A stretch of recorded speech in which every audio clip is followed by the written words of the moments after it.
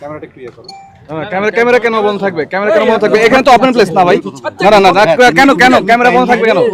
Please এখানে তো ভাই কোনো সমস্যা নাই। এখানে কেন ক্যামেরা বন্ধ থাকবে? ওই পাশে গিয়ে ক্যামেরাটা কেন বন্ধ করবে এটা প্লিজ একটু বলেন। ক্যামেরাটা কেন বন্ধ থাকবে একটু বলেন। আর আপনি ক্যামেরাটা কেন বন্ধ করতে বলছেন? দেখেন ভাই দেখেন আপনি কেন ক্যামেরা বন্ধ করতে বলছেন একটু বলেন। উনি এসে ছোট আমাকে ভাইয়ের মতো তাই। না ছোট ভাই কেন? আপনি প্রফেশনাল আপনি কেন ক্যামেরা বন্ধ করতে বলছেন এটা একটু বলেন। আমি ক্যামেরা বন্ধ করতে বলিনি। ক্যামেরা বন্ধ করতে বলেছেন না।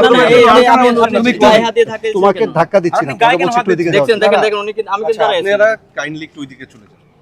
আমরা সেটা যাই কিন্তু ক্যামেরা কেন দেখেন বন্ধ করতে ভাই দেখছেন আমি যে কথাগুলো বলছি এই কথাগুলো একটা প্রমাণ পেয়ে গেছেন না যে ওরা কেন আসছে কি জন্য আসছে আর আর আর প্রমাণ দেওয়া কি দেখেন উনি এখন আমাকে ধাক্কা দিচ্ছে ধাক্কার কিছু ঠিক আছে উনি একজন প্রফেশনাল মানুষ উনি আমাকে তুমি করে বলতেছে একটা বিশ্ববিদ্যালয়ের স্টুডেন্টকে তুমি করে বলতেছে ভাই আর কি বোমগুলো ভাই ঠিক আছে যে যদি তারা থাকে আমাদের আন্দোলন এখন আমরা বলতেছি যে সাধারণ শিক্ষার্থীদের ব্যানারে এখন এই আন্দোলনে কিন্তু লক্ষ লক্ষ মানুষ কে শিবির কে ছাত্রদের এটা কিন্তু আমরা তো সবাইকে ওয়েলকাম করছি সবাই ওয়েলকাম আমরা ছাত্র এমন আমরা দেখছি ছাত্রলীগের মানুষজন আমাদেরকে সহায়তা করেছে আমাদের বন্ধু বান্ধব আমাদের সহায়তা করেছে এখন যৌক্তিক আন্দোলনটাকে এই মুখোমুখি অবস্থান দাঁড় করানোর পিছনে এখন যে ছাত্রদল আসে আমরা তাদেরকে চাই না আমরা তাদের কোনো সমর্থন চাই না কারণ আমরা চাই না যে আন্দোলনটা বিতর্কিত হোক কিন্তু কেউ যদি তাদের মধ্যে করে কর্মসূচি চালায় সেটা তো আমাদের কিছু করার না কিন্তু আমরা চাই যে এটা একটা যৌক্তিক সংস্কার হোক।